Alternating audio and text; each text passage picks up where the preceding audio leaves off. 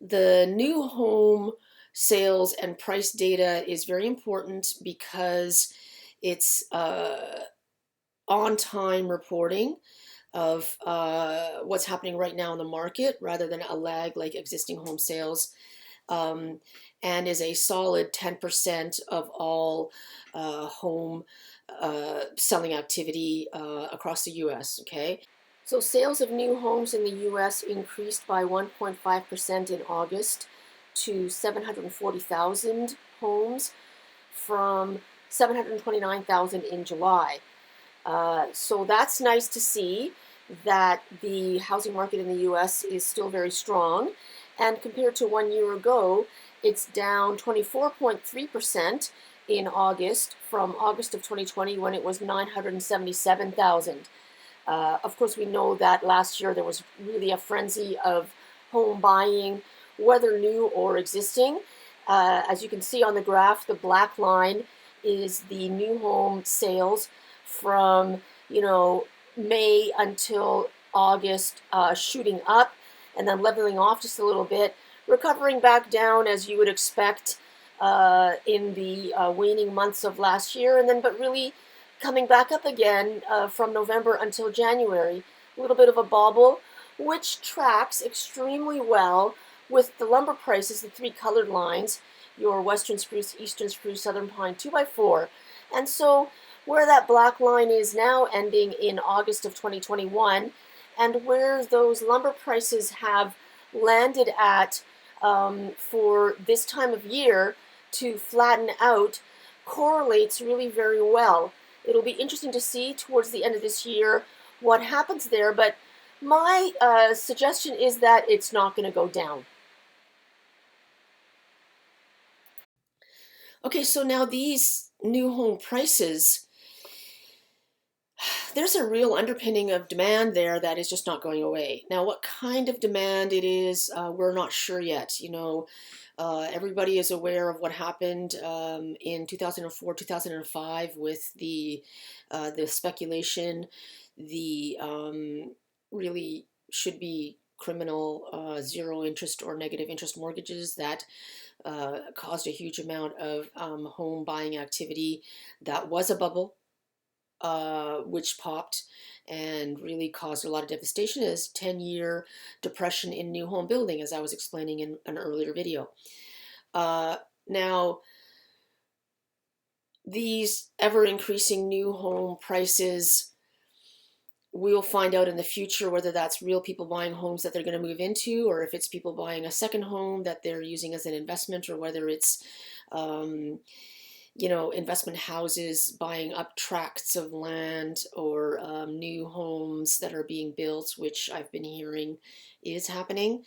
Might not really matter if it filters out into those homes being sold to real people who are going to live in them. But what will that do to prices? We don't know that yet. Okay, and so for prices, you can see right there from January 2018 to March of 2020, that black line, relatively flat, and then shooting up a bit, and then again flat, and then more wavering, really up, up, up, following the trend of those lumber prices, the three benchmark 2x4 prices. Now, I would think, given what we're seeing over the past year, there might be a differentiation there where the house price keeps going up, but the lumber price might not increase by the same amount.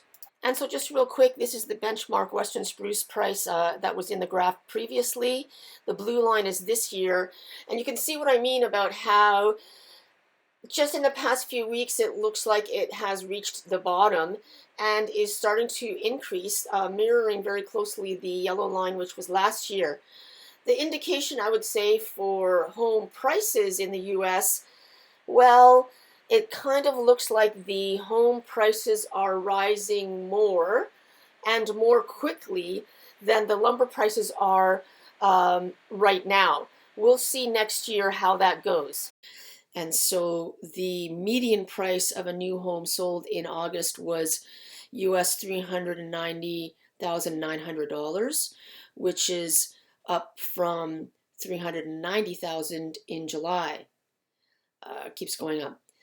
It's up 20% from August of 2020 when it was 325,500. So what did I just say about the new home sales compared to 1 year ago? It's down 24.3% from 977,000 to 740,000 homes. But the price is up 20% from 325,500 to 390,900. Okay, like, and the inventory of homes for sale is good. It's 6.2 months.